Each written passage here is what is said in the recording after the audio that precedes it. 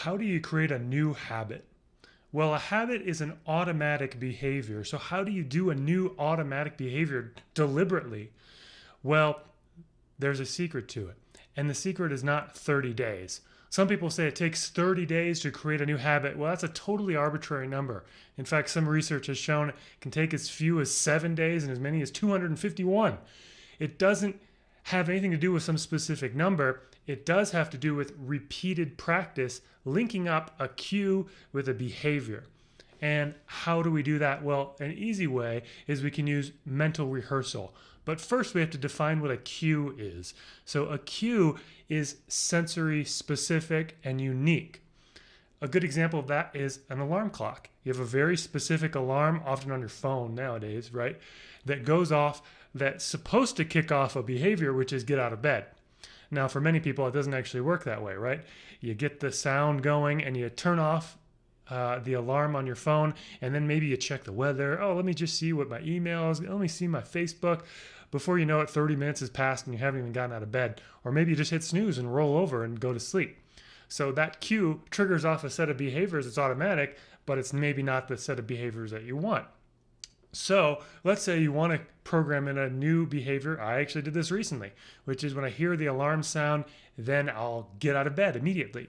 That could be pretty useful, right? Because then you could actually get your day started in a more productive way. And maybe right after that, do something really useful like meditate or exercise or write or work on your business or do something for you. So how do you link up that cue, the alarm sound, with the behavior? Get out of bed. Well, we actually need to define get out of bed a little more specifically too, because that could be a number of different things. For instance, here's what I did when I programmed that in. First, throw off the covers. Then put my feet on the floor. Then pick up my iPad. That's actually what I use for my alarm. Open the iPad with my thumbprint identification. Turn off the alarm. Then walk to the bathroom, sit on the toilet, and that's the routine. That's what I mean by get out of bed. If I do it in a different order, it doesn't work.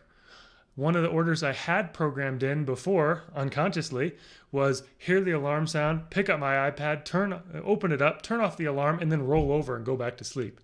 That's not really what I'm wanting to do. So the first thing I actually did was pick a new alarm sound. The old alarm sound's already linked up with that old set of behaviors, so that's going to be hard to reprogram. So I just picked an entirely new alarm sound. And then I played it a few times so I could hear it, and then imagined hearing it and then doing my routine. Throw off the covers, put my feet on the floor, pick up my iPad, open it up, turn off the alarm, go into the bathroom, sit on the toilet. Okay, so that may be overly graphic, but that level of detail really makes a difference. Now, the other thing that really helps when creating a new automatic behavior is to have some sort of reward at the end. Think of Pavlov's dogs, right? Ivan Pavlov wanted to create an automatic response. When he rings the dinner bell, the dog salivates. Now, at first, you ring the bell, it doesn't do anything, right? So here's what he did. Ring the bell, present dog food. In front of the dog eats the food. Ring the bell, present food, dog eats the food. Ring the bell, present food, dog eats the food. Over and over and over again. And then eventually you could just ring the bell, the dogs knew it was dinner and they started salivating. Automatic response, right? So that food was a good reward to link up that response. So how do you give yourself a reward when you're doing something like this? Well, the easy way is just feel good. Feel like you've accomplished something. Now, sometimes people can just step into a feeling like that. Other times you have to link that up. What I would call anchoring in NLP. So you can link it up to a squeezing of a fist by, say, recalling a time when you accomplished something and you felt good about it, and then squeeze your fist. Okay, let it go. Recall that time again, squeeze the fist. Recall that time, squeeze the fist. Sometimes you only have to do that once, but you can do it 3, 4, 5 times, each time squeezing the fist. Then test it out, squeeze the fist. You feel the feeling of, hey, I accomplished something. I did that well.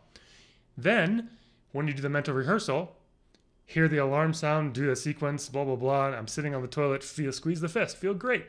Okay, so that links it up. That doesn't necessarily mean I'm going to feel great every time I sit on the toilet. That's not necessarily how it links up, but it helps create that neural connection, because when there's a reward there, it creates the connection, and that's what we want, is that to be automatic, to already be wired up. Neurons that fire together, wire together. Hebb's law in neuroscience. So by creating that, we can link it up automatically, and that can make a big difference. Hey, my name's Duff.